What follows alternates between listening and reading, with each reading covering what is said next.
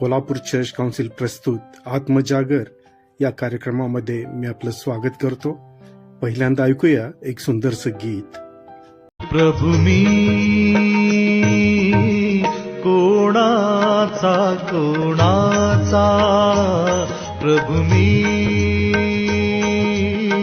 कोणाचा माझा नच इतरांचा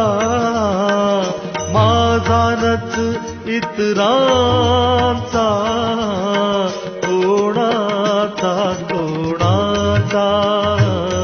प्रभू मी कोणाचा प्रभू मी कोणाचा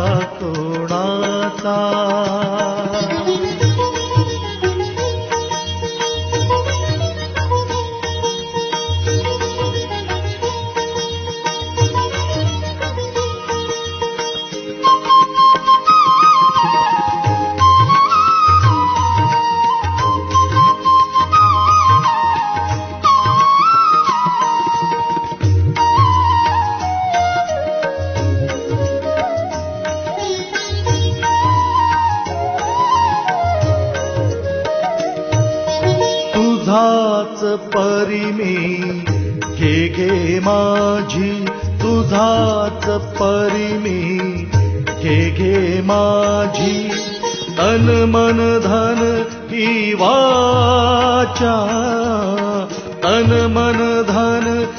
वाचा बंध मुक्त त्वा केले मीना बंध मुक्त त्वा केले मीना मज तू निधी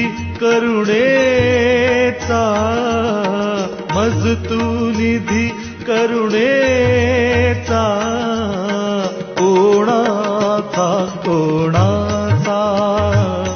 प्रभू मी कोणाचा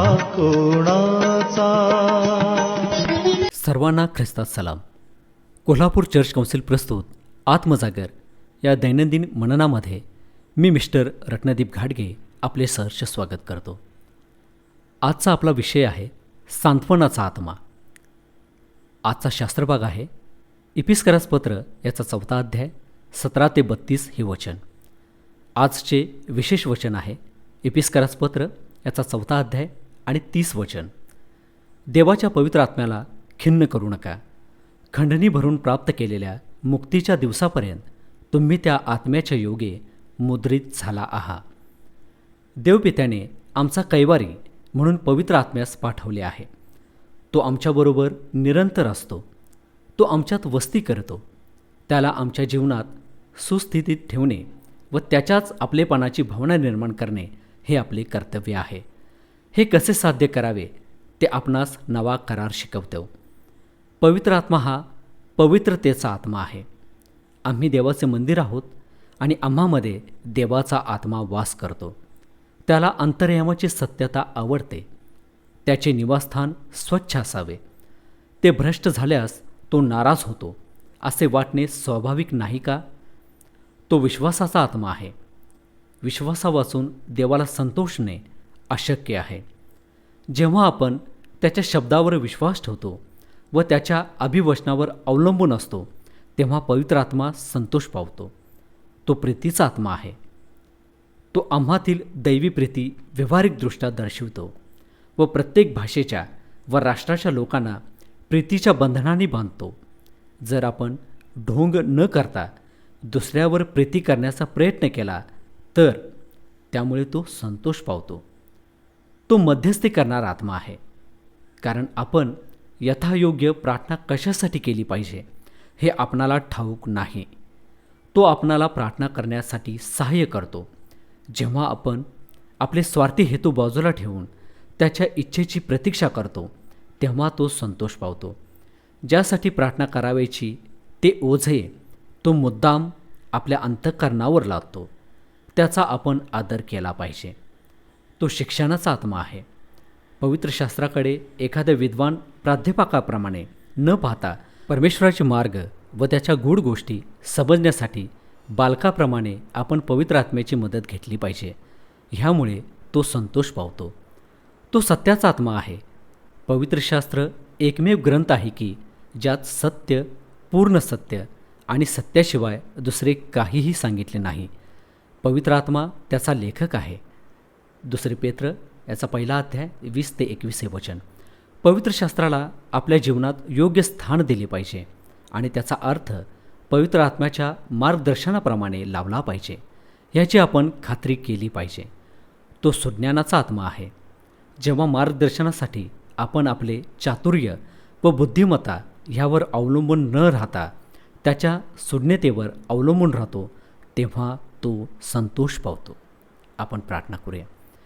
पवित्र पवित्र पवित्र अतिपवित्र सेनाधीश परमेश्वरा, प्रभू परमेश्वरा, आम्ही तुझे उपकार मानतो, आभार मानतो प्रभू की आजचा सुंदर दिवस तू आमच्या आयुष्याला लाभू दिला आहेस.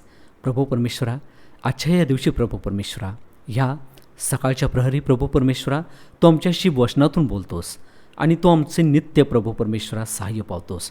प्रभू परमेश्वरा, आज तू आम्हाला संयमानाचा आत्म्याविषयी बोध केला आहेस. प्रभू परमेश्वरा, आज आम्हालाही तू संयमानाचा धीराचा आत्मा दिलेला आहेस.